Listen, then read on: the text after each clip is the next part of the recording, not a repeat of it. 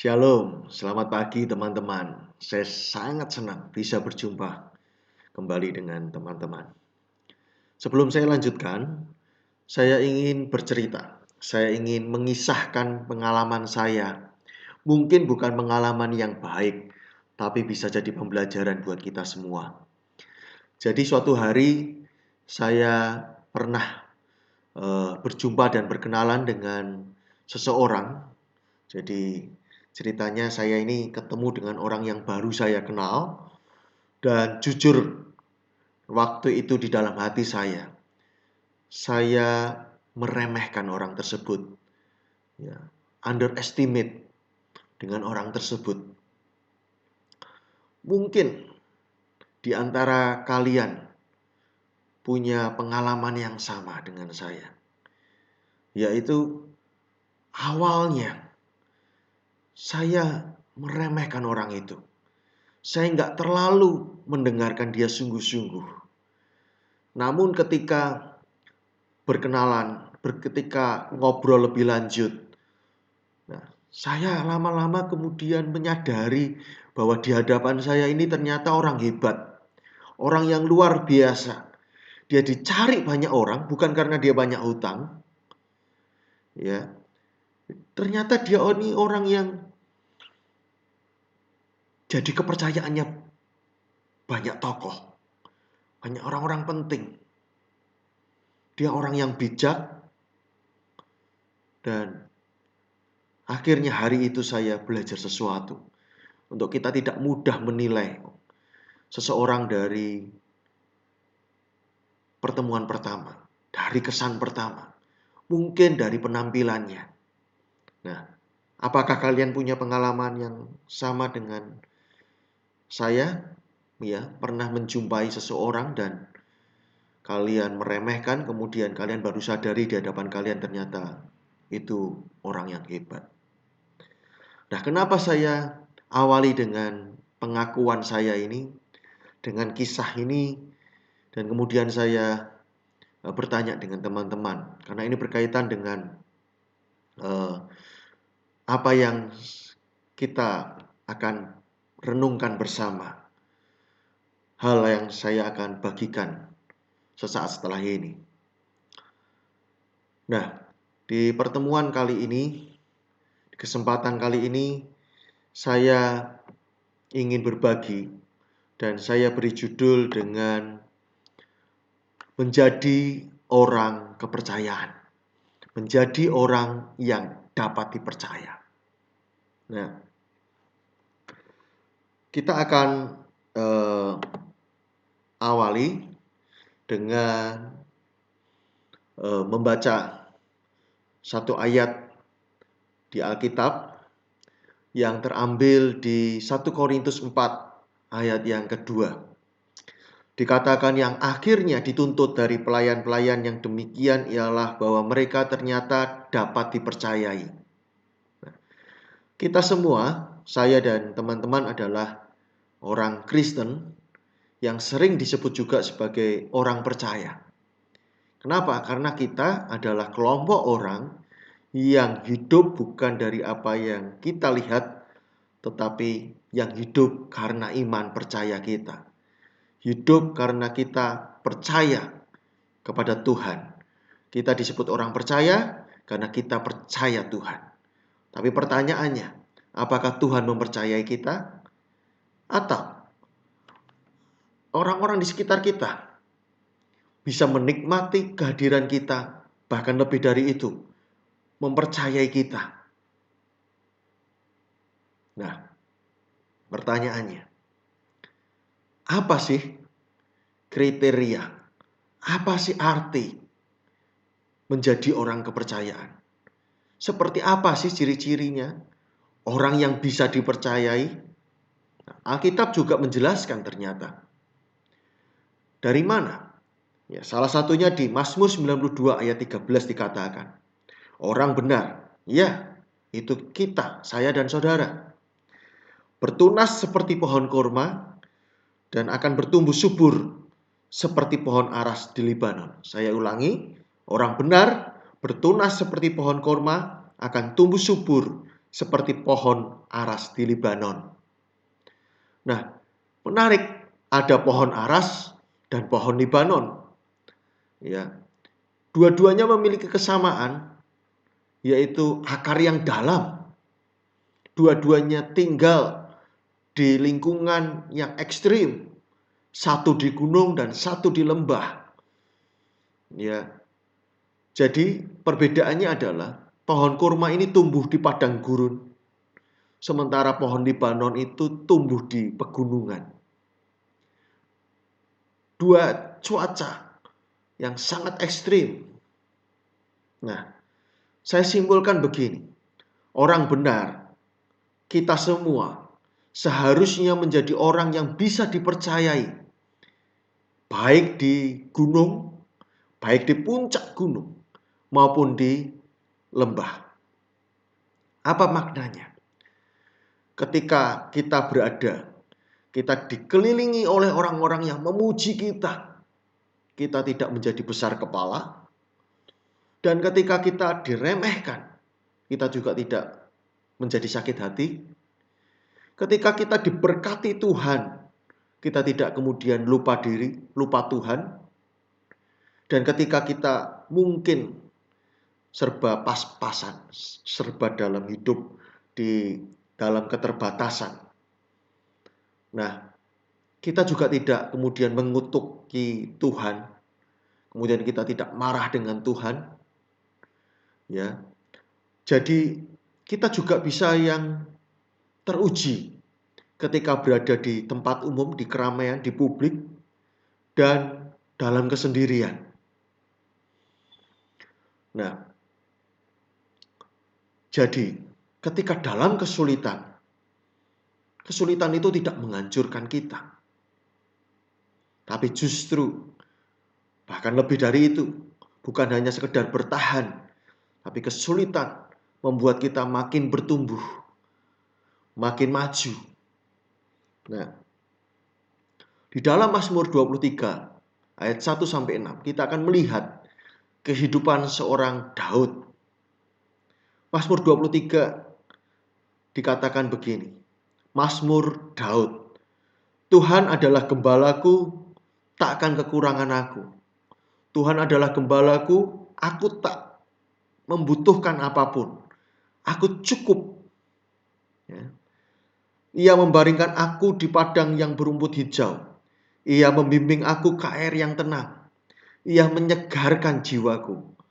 Nah, ini kondisi-kondisi yang nyaman, kondisi-kondisi yang enak. Ya, diberi makan. Ya, jiwa kita tenang. Ya, disegarkan. Ia menuntun aku di jalan yang benar oleh karena namanya. Tetapi kondisi bisa berbalik. Daud dibawa Tuhan mengalami, melewati lembah kekelaman. Sekalipun aku berjalan dalam lembah kekelaman. Dalam terjemahan yang lain, di dalam terjemahan bahasa Inggris dan terjemahan bahasa aslinya, itu bukan masuk ke dalam, karena berbeda artinya. Karena lembah kekelaman itu bukan menjadi tempat yang permanen untuk kita. Ya. Sekalipun kita berjalan melalui lembah, kita hanya melewati saja. Aku tidak takut bahaya. Nah, menarik. Karena Daud tidak lagi memanggil Tuhan dengan ia. Ia itu sebutan orang yang ketiga. Tetapi Daud ketika kondisi berubah, ketika Daud mengalami dibawa melalui lembah kekelaman, kemudian Daud memanggil Tuhan dengan sebutan, Engkau besertaku. Gadamu dan tongkatmu itulah yang menghibur aku. Engkau menyediakan hidangan bagiku di hadapan lawanku. Engkau mengurapi aku, mengurapi kepalaku dengan minyak. Pialaku penuh melimpah. Jadi justru di dalam masa-masa yang sulit ini, Daud mengalami perubahan. Daud lebih dekat lagi sama Tuhan. Bukan lagi memanggil ia, tetapi memanggil Tuhan dengan sebutan Engkau. memanggil Tuhan dengan sebutanmu, dia lebih dekat lagi. Ini berhadapan dengan Tuhan.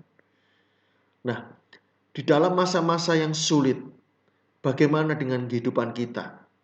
Apakah kita menjadi orang yang menang atau kita menjadi orang yang kalah di dalam kesulitan? Ada banyak orang ketika diberkati, ya, dia menang. Tetapi di dalam lembah kekelaman, di dalam kesendirian, ya, kalah.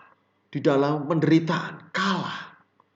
Di dalam penderitaan dia ngomel, menggerutu, ya, mengeluh kepada Tuhan. Dia meninggalkan Tuhan. Daud sebenarnya juga bukan sosok yang sempurna. Dia luar biasa. Tapi dalam kesendirian, ketika, ya, yang lain berperang, justru ketika dia dalam kesendirian, dia jatuh tergoda dengan Batsheba. Nah, menarik sekali ketika suatu kali saya merenungkan, ketika saya berbincang, ngobrol tentang rumus fisika dengan seorang teman saya. Di fisika, khususnya di dalam rumus massa jenis, ya, menghitung massa jenis, rho sama dengan massa per volume. Sebetulnya kita ini kalau mengukur berat badan, itu sebetulnya yang diukur adalah massa. Nah, ketika kita bertambah dewasa, kita ini beranjak, bertumbuh, masanya makin membesar, maka sebetulnya kualitas hidup kita di dalam manusia batiniah kita seharusnya makin bertambah dewasa juga. Nah, itu teruji kapan? Ketika volume. Saya ingat, ya, air itu mengikuti di mana ia berada. Nah, ketika volume itu diperkecil,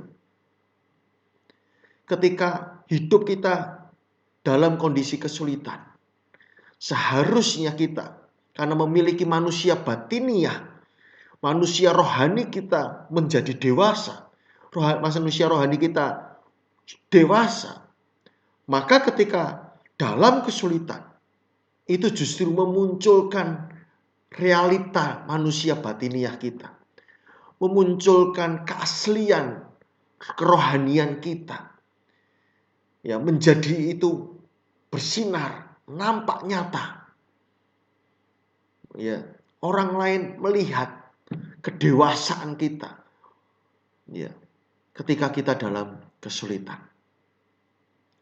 Oleh sebab itu, sekali lagi, orang yang manusia batiniahnya, manusia rohaninya kuat di dalam Tuhan, maka kesulitan datang tidak akan menghancurkan dia.